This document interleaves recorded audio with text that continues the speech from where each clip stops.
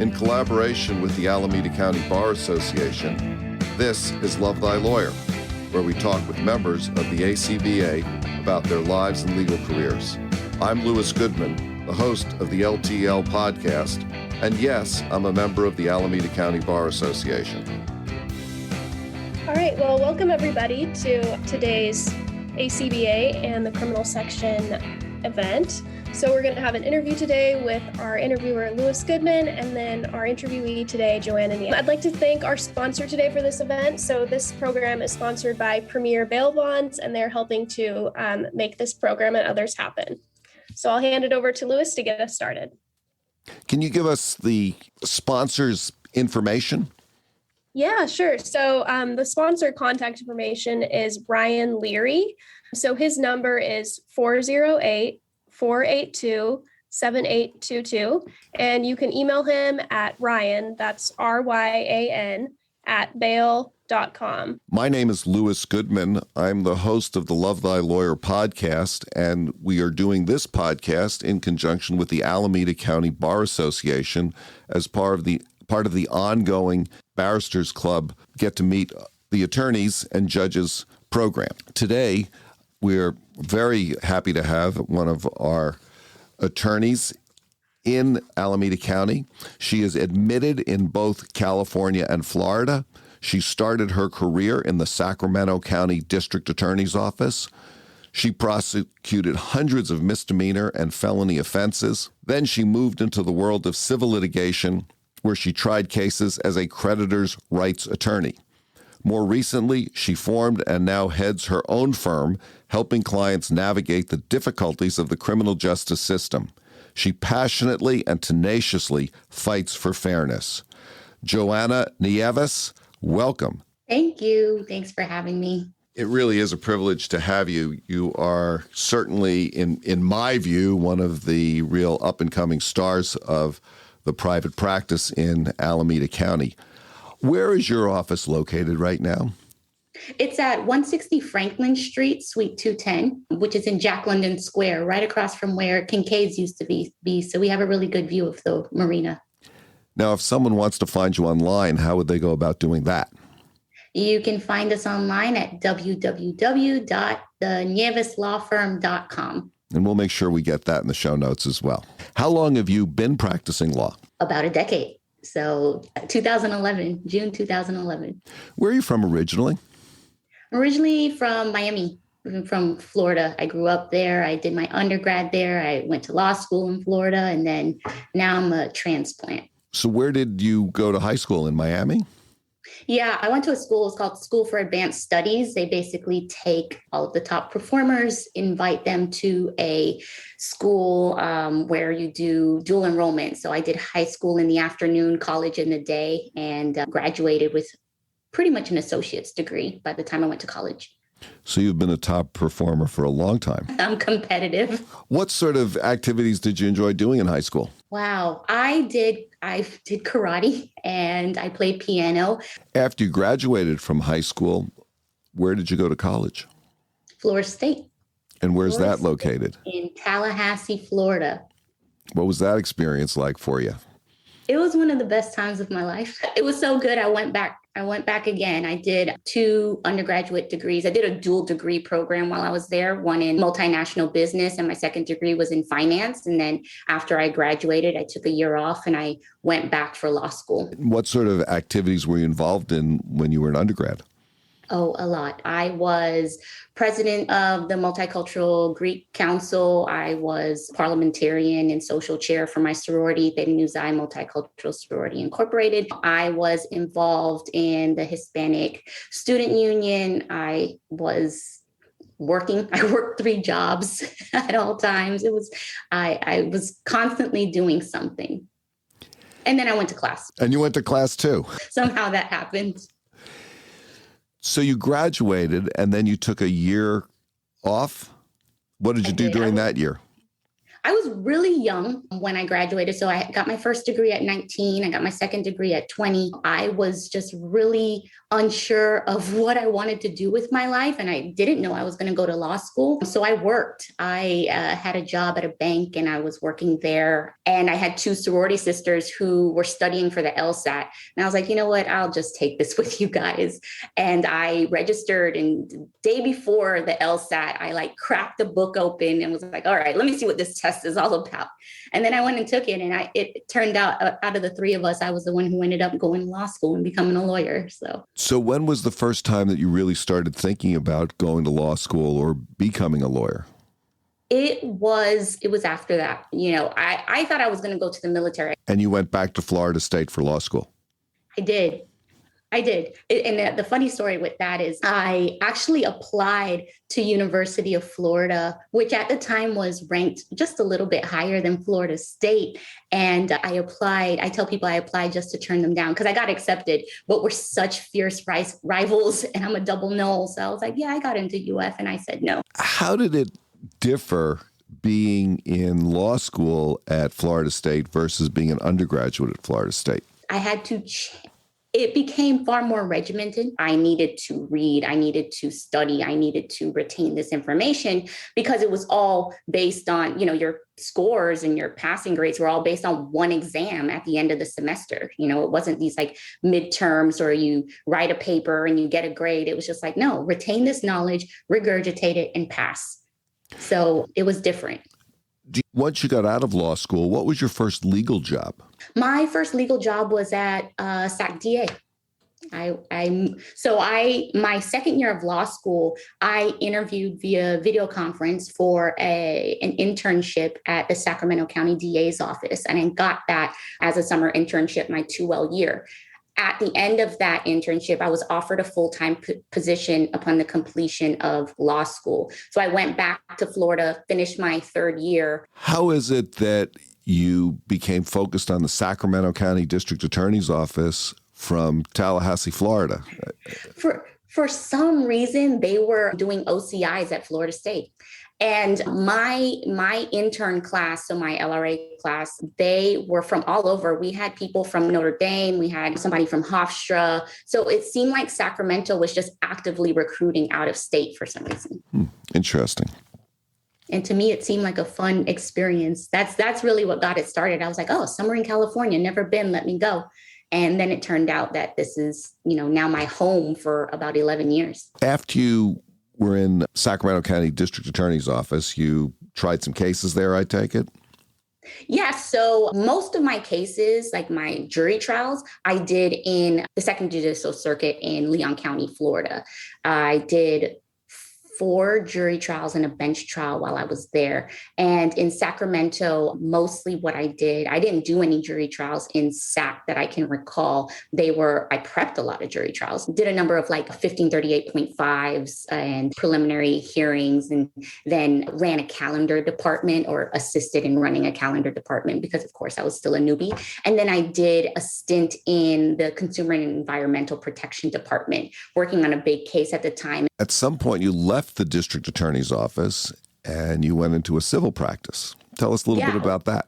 Well, we all got laid off. So yeah, it was huge budget cuts. Again, that was 2011. So we all know, it was budget cuts for several years. First, they started with admin, then it became, the legal staff, and it was a last in, first out type selection. And I was still on the misdemeanor team. We were let go. I moved down to San Diego and honestly just took the first job I could get, which was I had never thought I was going to do civil work ever, but that's the job that I got, and I was going to be able to be their trial attorney. And so I said, hey, let's do it. And I did that for about 2.5 years. What sort of trials did you do? So they were all creditors' rights bench trials. It kept me fresh and helped me learn a new area of law. And then I got to a point where I was like, okay, I've done all that I can do here, and this is not where my passion is. So in following your passion, what did you do? I decided, well, the only way for me to get back into criminal law is to create my own thing. And I was also having a lot of conversations with a family member who has their own medical practice. She's an OBGYN. And she said, the one thing I regret about opening up my own practice was not doing it 3 years earlier. And I knew that the only way that I could be the master of my own domain was to create it. So I left and I did that. And you came to the Bay Area to do that? Yeah, well, actually, shortly before coming to the Bay Area, I was sent to the Bay Area by the firm to run the satellite office. And so then this is just where I ended up laying roots. And also I met my husband here. So then I decided to stick around. So you decided at some point to open your own firm. Okay. Tell us about the beginnings of that. At first it was just a thing to, one, get me back into criminal law. And I thought to myself, look, I'll just be happy if I'm making the same thing I was making at this civil firm. And it wasn't much, it was just like, I just want to have a salary and see where it goes, and kind of treating my business more like a hobby than a business.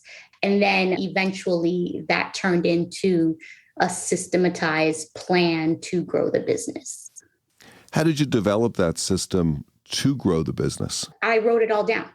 Wrote everything down. So, in terms of like establishing my pricing on cases, well, what do I do on a case from beginning to end? And like every single step that I take on a case is written down. How much time does it take to do that? So I made a business plan that covers all areas: marketing, sales, measuring, how do I measure my success, my metrics and finances and my factory? Like, where am I setting up, and what kind of staff do I need? What kind of furnishing and supplies do I need? I mean, everything is written down on paper. Did you develop that skill for writing things down as part of growing up in a military family and being very academically oriented? No, it was definitely, I invested a lot of time in attending, various business conferences and, getting business coaching, talking to people who had grown their business, because there was a switch, at one point it came, for me, it was like, okay, I want to grow my business. Is all of your business criminal law? The majority, yes. It strikes me that you really give a lot of thought to what you do, how you do it, and how you practice law. I'm wondering what you really like about practicing law. So I think at first it's changed. Things have changed over the years. At first, I loved being in court. I mean, it was all about like, okay, if you don't give me what I want to go to trial and I'm going to try this case. That's just what I was used to doing. And I got like this rush out of it. Now the focus has really been on less about me getting that rush and more about like, what's the best outcome for the people around me. And I think in terms of what I love about practicing law right now is post-conviction. I love anything that has to do with me being able to undo essentially the mistakes or the judgments that have been passed on people from their past and help them get, benefits for the future. Now, one of the things you do is you give back to the community. And since this is an Alameda County Bar Association event, tell us a little bit about your activities with the Alameda County Bar Association.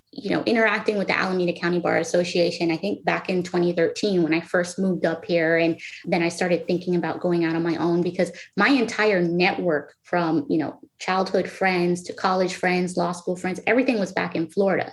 And I figured the only way that I can get to know people is to join the Bar Association and become involved. So I started with the barristers section, just, attending the meetings, and then becoming an executive committee member, becoming the chair, and then eventually serving on the board of directors for the organization as a whole. I'm still on the board of directors now. And I also participate in some other activities with the Bar Association, like the Judicial Appointments Evaluation Committee. I'm the past chair of that committee as well. Do you have some judicial aspirations of your own?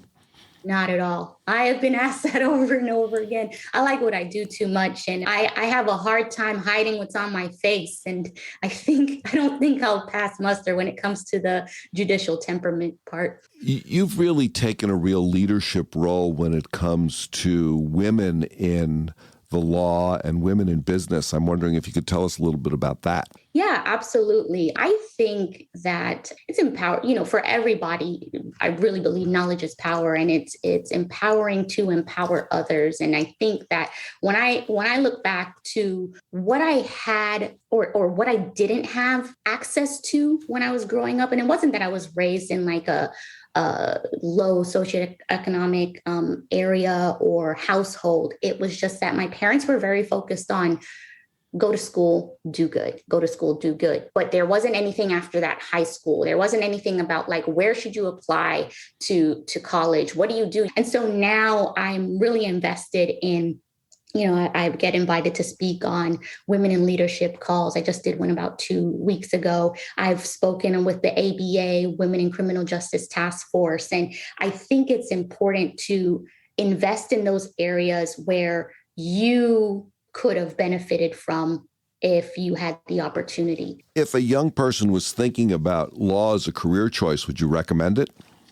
I think it depends on what they want to do. I think I personally only believe that being a lawyer is fun if you go to trial or if, when you're litigating and you're in court and you've got these substantive motions and it's just like something really good to chew on. I wouldn't want to be a lawyer if all I was going to do was sit behind a desk and draft contracts, but to each their own. How is practicing law met or differed from your expectations about it? I think I didn't expect to enjoy it as much as I did. Is there anything that you know now that you wished you knew before you started practicing law? Open your business sooner. What's the best advice that you've ever received? Well, obviously the one that I mentioned in terms of, starting a business 3 years earlier, because I wholeheartedly agree with that.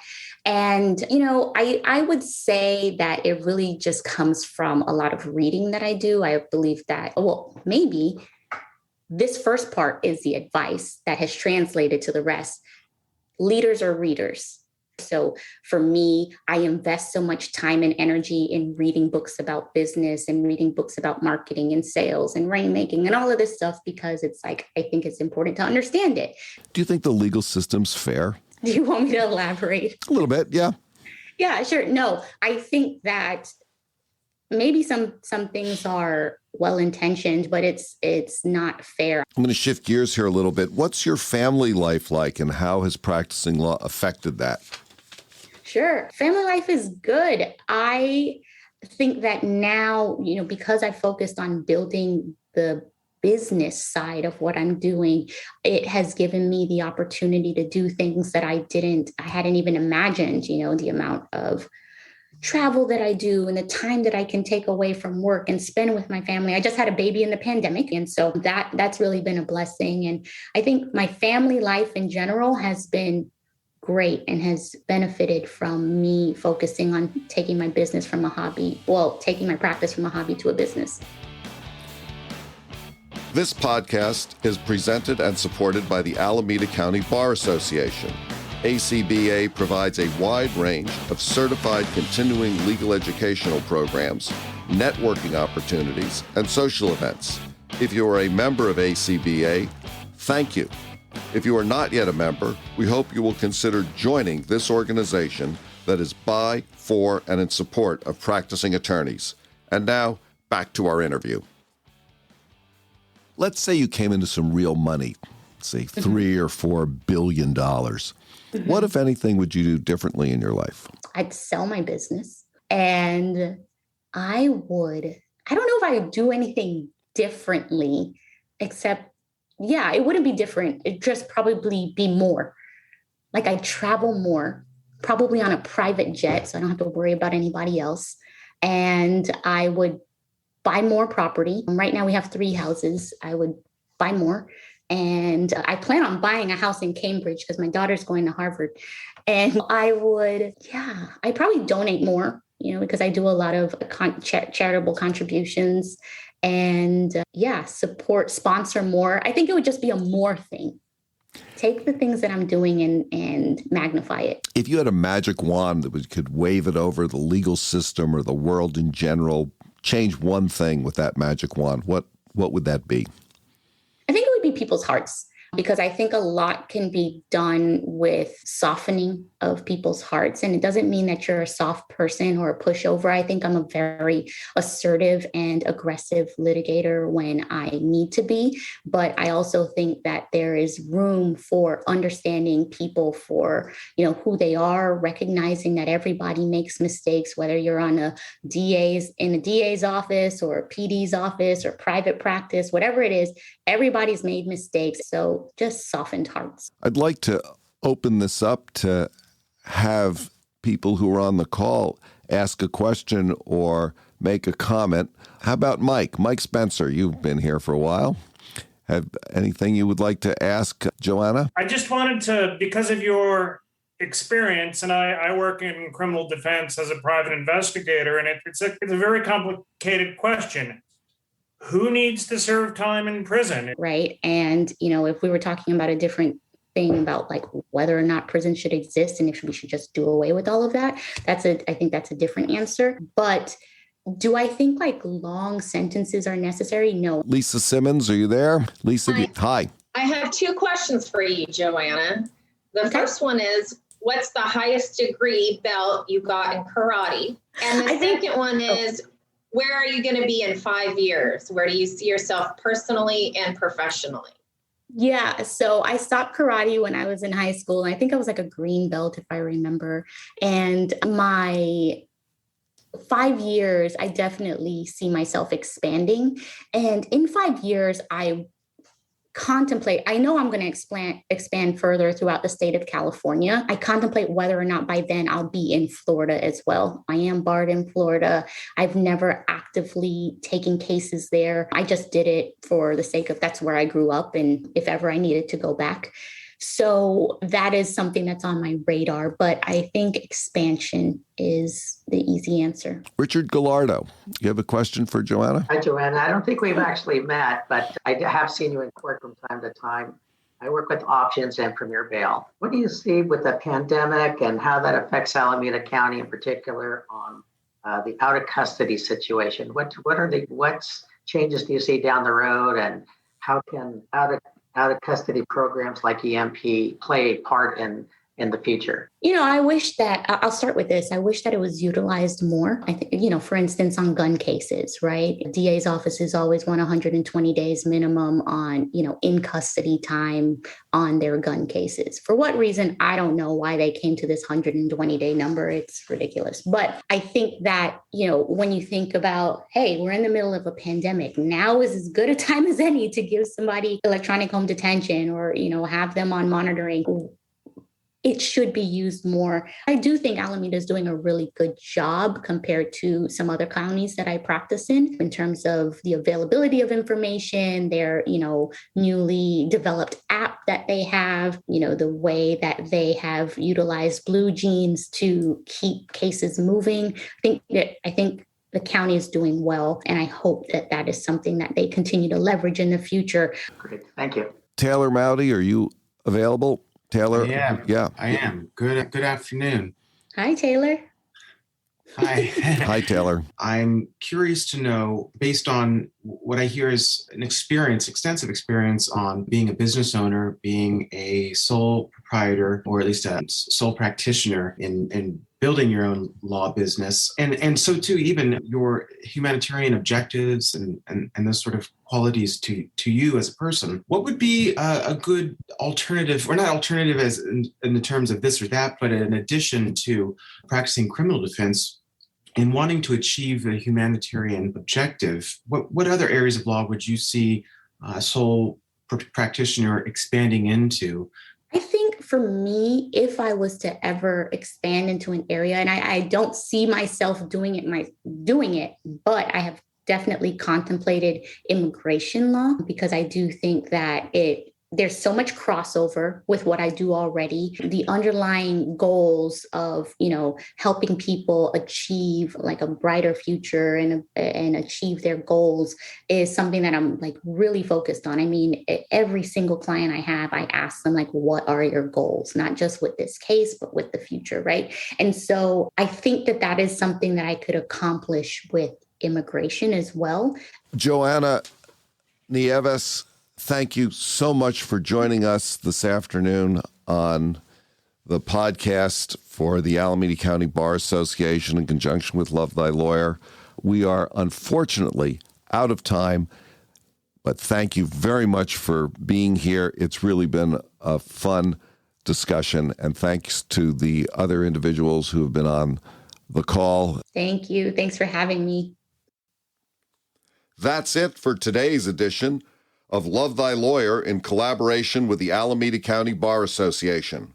Please visit the lovethylawyer.com website where you can find links to all of our episodes. Also, please visit the Alameda County Bar Association website at acbanet.org, where you can find more information about our support of the legal profession, promoting excellence in the legal profession, and facilitating equal access to justice. Special thanks to ACBA staff and members Kaylin Dalen, Saeed Randall, Hadassah Hayashi, Vincent Tong, and Jason Leong. Thanks to Joel Katz for music, Brian Matheson for technical support, and Tracy Harvey. I'm Louis Goodman.